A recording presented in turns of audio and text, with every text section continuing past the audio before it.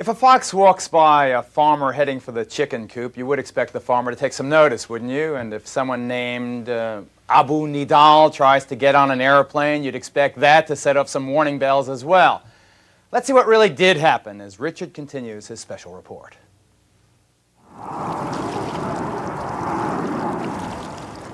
To prove just how vulnerable airline security is in this country, now producer Heather Faulkner bought 3 tickets on 3 different airlines to 3 different destinations. She paid cash and used the names of 3 notorious international terrorists: Abu Nidal, TWA Flight 0007, Kennedy to Los Angeles; Ahmed Jibril, Continental Flight 1637, LaGuardia to Miami; and Abu Abbas, U.S. Air Flight 10, LaGuardia to Pittsburgh to Chicago. To buy a terrorist ticket, there was no ID required, no questions asked. Good, thank you. We bought the tickets and then packed a bright red bag with books, towels, and a phony bomb. We used an authentic-looking mock-up made of cardboard, bits of wire, batteries, and a clock. There you go. Great. I want this, I guess. Thanks. We checked the bag at the curb, and for a $2 tip, the skycap sent it to the plane. We watched as baggage handlers drove it out onto the tarmac. They placed the bag in clear view on the top of the vehicle. Then they loaded it onto the aircraft. One handler even seemed to take special notice of the bomb bag.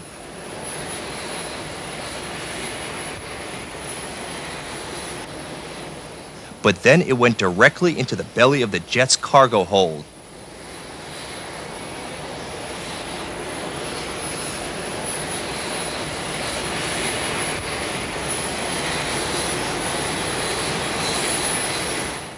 The bag made it to its final destination, Miami International Airport, where it was picked up by our people, unchecked and unchallenged.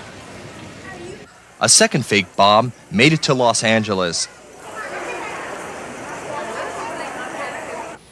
The third bag made it on the plane, but was returned when the flight was canceled due to mechanical problems. I feel bad. You can go wherever you want, and innocent people will be killed because of the lack of security. Item. At airports across the country, security guards responsible for the lives of millions of passengers are inadequately trained and seem bored and unchallenged by the job. After, working a few hours, why perhaps you're less observant than you were before. We notice they joke around a lot, the people that are talking about something else and you don't know what they're looking through. It's a pretty boring job. I don't know. I'm sure that after a while it becomes a little more lax. I've seen security guards talking to each other and not paying attention to who's going by or what they're carrying. The average guards make minimum wage. Most stay on the job an average of 2 to 3 months, usually until they find a better paying job. They don't go to be hired as a permanent job. So the turnover of the people, it's so big that the training becomes so short because the trainer themselves told me that they know that it's not worth it to train them for days because they won't stay with them. We asked this security guard about her training. She told us that her training took 1 day. She said if you fail the final test, all you have to do is come back again and again until you pass. Most of the guards you see at airports work for an outside security company. The security company bids for the job, and the airlines award a contract to the lowest bidder. Training time varies depending on the company and can last anywhere from 2 hours to 2 weeks. A now production associate, Stephen Lerner went undercover and landed a job as a guard with a company that handles security for international flights at JFK. He was hired and on the job in a matter of days. I walked into the training room about very late, so I only saw like the last 5-10 minutes of a videotape of the training. Immediately after that, there was no test or anything. I was rushed over to do departures from Kennedy Airport. About 5 minutes of on-the-job training, and then I was immediately screening passengers, pre-screening passengers for international departures. There's a false sense of security of being at home and flying within the United States. I think they did a better job while the war was on, and I felt a lot safer. During the Persian Gulf War, security was upgraded, tightened, and brought up to international standards at airports across the country. Item. During the Gulf crisis, curbside check-in was abolished, and this public parking lot on the roof of JFK's Pan American Terminal was shut down. But the threat of terror attacks ended with the war, and this lot was reopened and left unguarded. We were just a few feet from 747s readying for takeoff. If you want to attack the aircraft, all what you have to do is to climb up like this and to throw hand grenades. Once you do it, you go back this way, you attack, you go back to the car, and you are gone, and nobody will know who did it. To date, terror attacks on American targets have taken place overseas, not on American soil. But Yefet says it's just a matter of time. Nobody wants to be killed. Build a good security system. Think that you are dealing with life of innocent people. Think that this country is a big target for the terrorism. Don't wait till something happens. Let's start today. And we can show everybody that the strongest country in the world can have the best security in the world. So why haven't we achieved that level of protection? Just what is being done?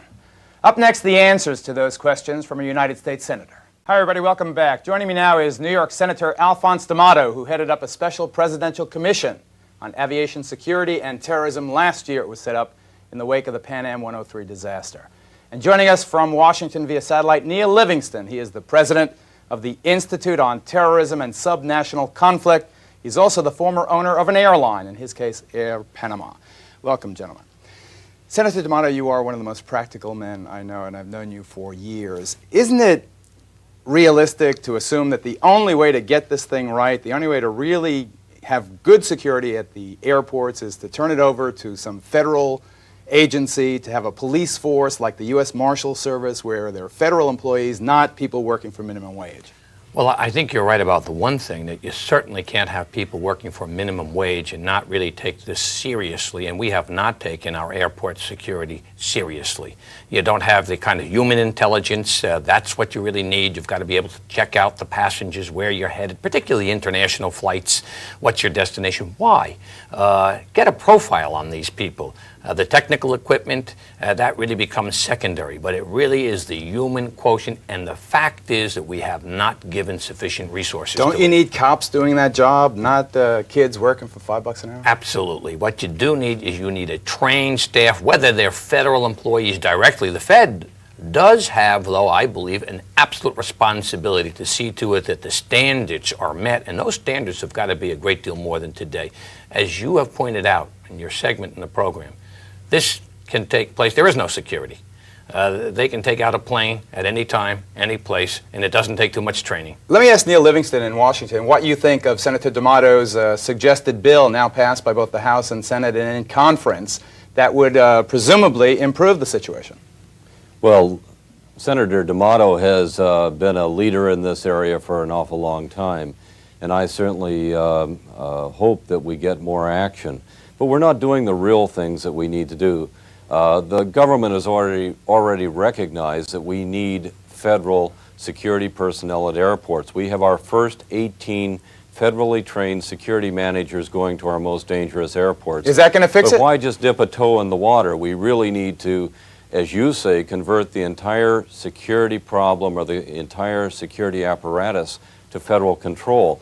Airlines today cannot be responsible for security. We got a lot of airlines that can barely fly. This is a federal problem, and it should be run by the federal government. Okay, why don't we just turn it over to the feds? These airlines are struggling for dough. They're never going to hire big-ticket men and women to guard the airports. They've got to be conscious of the bottom line. Geraldo, if I told you that in trying to get our bill passed, which Neil indicated for the first time, provides and mandates federal security managers at 18 of the airports we consider to be most vulnerable, that in and of itself took a Herculean task. We just don't have a sense of how significant the danger is. You'd think that would be the motivation to get us to really act, but you know, we're fickle. We forget right away. Fickle and so is the pain right word. isn't there.